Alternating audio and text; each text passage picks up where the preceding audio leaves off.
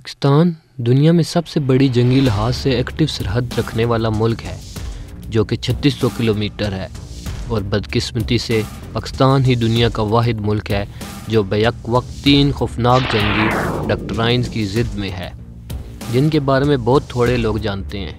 पहले नंबर पर cold start doctrine.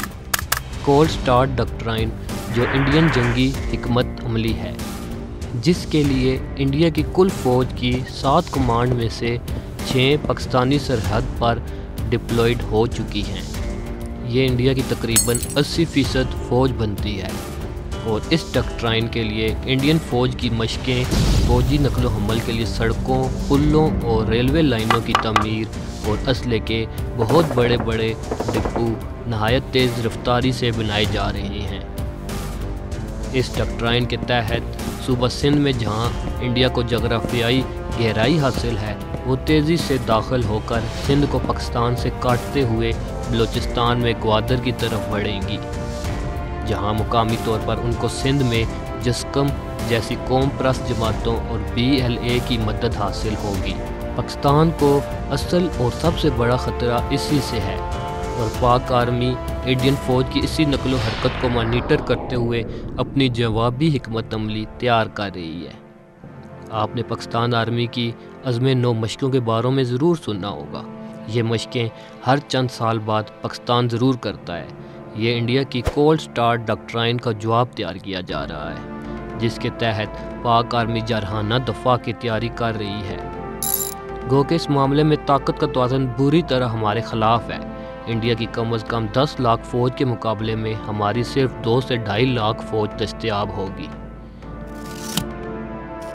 American AF पाक डॉक्ट्राइन पाकिस्तान के ख़िलाफ़ बराक ओबामा एडमिनिस्ट्रेशन की जंगी हिकमत अमली है जिसको अब डोनाल्ड ट्रंप आगे बढ़ा रहे हैं, जिसके तहत अफ़गान फ़ौज को बतदरीज पाकिस्तान के अंदर लेकर जाना और पाक आर्मी के ख़िलाफ़ गुरीला जंग शुरू करवानी थी।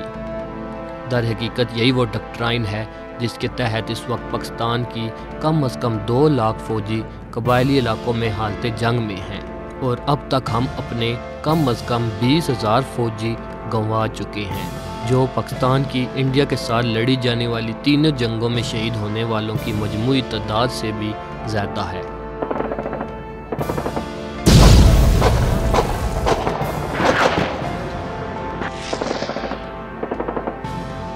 इस जंग के लिए अमेरिका और इंडिया का आपस में ऑपरेशनल इत्तेहाद है और इसराइल की तकनीकी मदद हासिल है। इसी के लिए कुरम और हंगू में शिया सुन्नी फसादात करवाए गए और वादी स्वात में नफाज़ शरीयत के नाम पर ऐसे ग्रोहों को मुसल्लत किया गया जिन्होंने वहाँ अवाम पर मुजालम ढाए और फसाद बर्पा किया, जिसके लिए मजबूरन पहली बार पाक फ़ौज को उनके ख़िलाफ़ इन वादियों में उतरना पड़ा।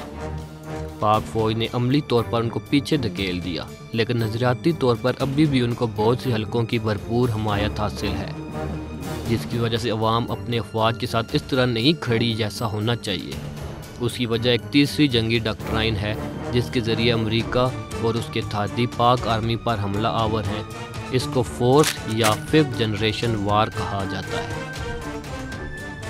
4th जनरेशन वार एक नहायत ख़तरनाक जंगी हिकमत अमली है जिसके तहत मुल्क की अफवाज और अवाम में मुख्तलिफ़ तरीक़ों से दूरियाँ पैदा की जाती हैं, मरकज़ियत को कमज़ोर किया जाता है, मईशत को तबाह किया जाता है, सूबाइयत और कौम परस्ती को हवा दी जाती है, लसानी और मसलकी फसादात करवाए जाते हैं और अवाम में मुख्तलिफ़ तरीक़ों से मायूसी और ज़हनी खलफशार फैलाया जाता है। इसके ज़रिए किसी मुल्क का मीडिया ख़रीदा जाता है और उसके ज़रिए मुल्क में खलफशार, अनारकी और बेयकीनी की कैफियत पैदा की जाती है।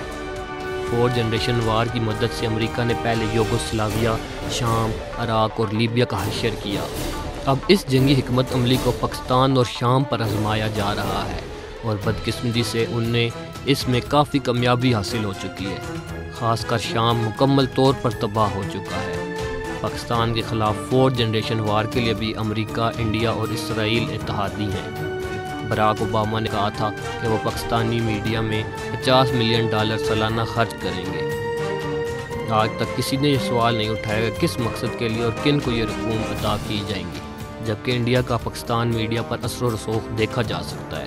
اس وقت پاکستان کی ساری قوم اس 4th اور 5th جنریشن وار کی زد میں ہے۔ یہ واحد جنگ ہوتی ہے جس کا جواب پاک فوج نہیں دے سکتی۔ فوج اس صلاحیت سے محروم ہوتی ہے۔ اسی جنگ کی بدولت پاک فوج کو امریکن پاک ڈاکٹرائن کے مقابلے پر نہ عدالتوں کی مدد حاصل رہی، نہ سول حکومتوں کی اور نہ ہی میڈیا کی۔ اس کا مکمل طور پر جیتا بھی نہیں جا سکتا جب تک پوری قوم مل کر اس 4th جنریشن وار کا جواب نہیں دیتی۔ 4th جنریشن وار بنیادی طور پر ڈس انفارمیشن وار ہوتی ہے، جس میں ایسے جھوٹ یا زہریلے سچ بولے جاتے ہیں جس سے ریاست کی فوج کے خلاف نفرت پھیلائی جا سکے۔ اس جنگ کا جواب سول حکومتیں، علماء کرام، دانشور اور میڈیا کے محب وطن عناصر دیتے ہیں۔ عوام میں سے ہر شخص کو اب خود اس جنگ کا حصہ بننا ہوگا۔ آپ کے پاس سوشل میڈیا ہے جہاں آپ یہ جنگ لڑ سکتے ہیں۔ 4th جنریشن وار کا سادہ سا جواب یہی ہے کہ عوام ہر اس چیز کو رد کر دے جو اسلام، پاکستان اور قومی سلامتی کے اداروں پر حملہ آور ہو۔ انڈین کولڈ سٹار ڈاکٹرائن کا انحصار بھی ایف پیک اور 4th جنریشن وار کی کامیابی پر ہے۔